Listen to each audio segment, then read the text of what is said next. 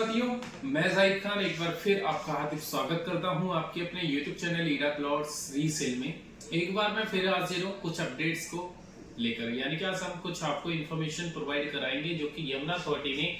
कुछ संशोधन अपनी जो चीजें थी उनमें करते हुए जो आवंटी है, यानी कि जो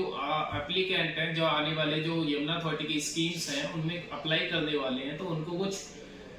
राहत देते हुए कुछ चीजें संशोधन की गई हैं। यानी कि अगर हम आपको बताएं तो इससे पहले यमुना अथॉरिटी ने एक मुश्त पेमेंट प्लान यमुना अथॉरिटी की तरफ से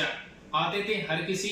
अगर बात की जाए ग्रुप हाउसिंग लैंड के लिए, अगर बात की जाए कमर्शियल लैंड के लिए, या बात की जाए इंडस्ट्रियल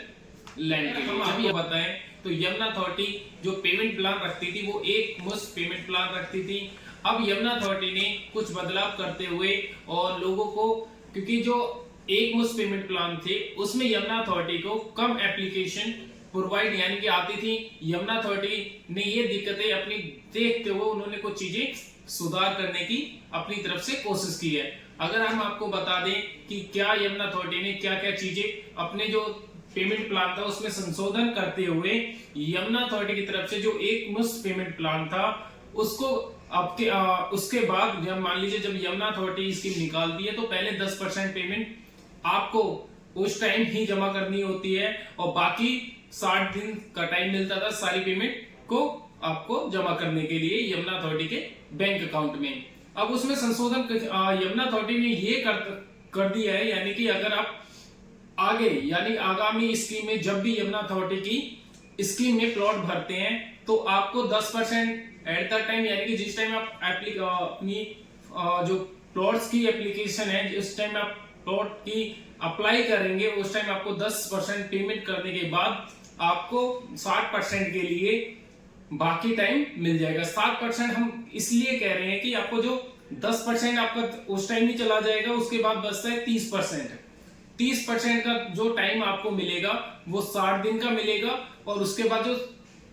60% है वो आपको 2 साल में 4 किस्तों में यमुना अथॉरिटी के अकाउंट में डाल देनी। यानी कि जो बात की जाए तो 60% जो पेमेंट तो बाकी रिमेनिंग रहेगी वो उसका टाइम जो मिलेगा वो आपको 2 साल का मिलेगा।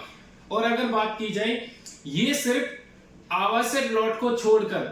सभी आगामी स्कीम में यमुना अथॉरिटी इस चीज को लागू करने वाली है। अगर बात की जाए इंडस्ट्रियल प्लॉट्स को लेकर, अगर बात की जाए हाउसिंग प्लॉट्स को लेकर, ग्रुप हाउसिंग प्लॉट्स को लेकर, अगर बात की जाए मेडिकल पार्क के प्लॉट्स को लेकर, अगर बात की जाए जो ई नीलामी में जो प्लॉट्स आते हैं उनमें जो अमाउंट होता है वो हमेशा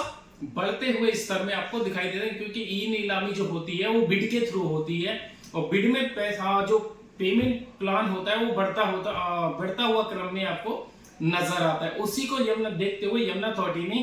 अपनी तरफ से ये चीजें संशोधन कर दिया गया है। अगर आपको फिर भी कोई क्वेरी होती है रिलेटेड ये ईडा के तो आप हमारे दिए हुए नंबर पर आप हमसे संपर्क कर लीजिएगा और आपको फिर भी बता दें ये आवासीय प्लॉट्स में लागू ये वाली चीजें नहीं होती। बाकी सारे जो भी यमुना अथॉरिटी की तरफ से आगामी स्कीम्स हैं उनमें ये सारी चीजें लागू होने वाली हैं। तो तब तक के लिए धन्यवाद, मिलते हैं एक नेक्स्ट वीडियो में। Thank you so much.